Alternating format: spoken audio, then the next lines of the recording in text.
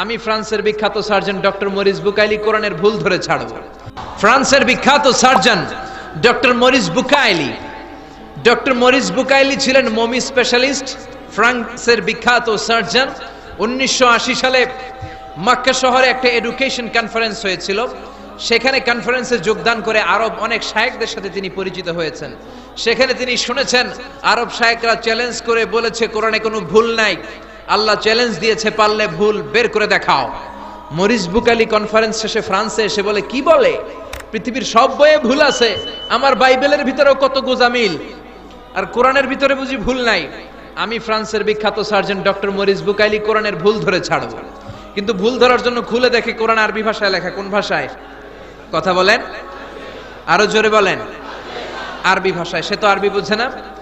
Phone করলো Saudi আরবের এক প্রফেসরকে যে আমি প্রত্যেক সামারে 2 মাসের ছুটি পাই, প্রতি বছর আমি 2 মাস এসে আরবি শিখতে চাই।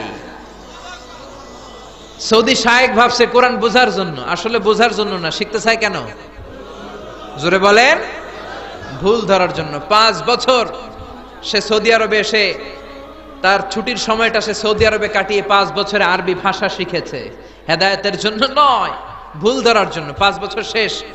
এবার সে কোরআন খুলে দেখে বিসমিল্লাহির রহমানির রহিম থেকে সূরা নাস পর্যন্ত যাই পড়ে তাই বুঝে, এমন আরবি শিখছে। কিন্তু যতই পড়ে অবাক হয়, যতই পড়ে পাগল হয়ে যায়। সে বলে সাগর জলের কথা, মহাকাশের কথা, পাহাড়ের কথা, মরুভূমির কথা, এমব্রয়োলজির কথা, অ্যাস্ট্রোলজি, কসমোলজি, বুটানি, হিউম্যান অ্যানাটমির কথা, কোনো কথাই তো কোরআনে আল্লাহ বাকি রাখে নাই। কোন তথ্য উপাত্তের দিক থেকে আল্লাহর কোরআনে ডক্টর মরিস বুকাইলি একটা ভুলও খুঁজে পায় নাই। কোন সুবহানাল্লাহ।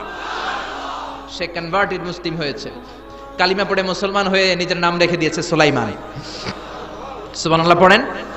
এজন্য কোরআনের সাথে যারাই লাগে সম্মান বাড়ায় দেয় কে? জোরে বলেন কে? আসসালামু আলাইকুম বন্ধুরা, আশা করছি আপনারা সকলে অনেক ভালো আছেন। তো ভিডিওটি শেষ পর্যন্ত দেখার জন্য অসংখ্য ধন্যবাদ। অবশ্যই চ্যানেলটি সাবস্ক্রাইব করবেন এবং যারা ফেসবুকে দেখছেন এমনই ভিডিও পেতে অবশ্যই পেজটি ফলো করে রাখবেন।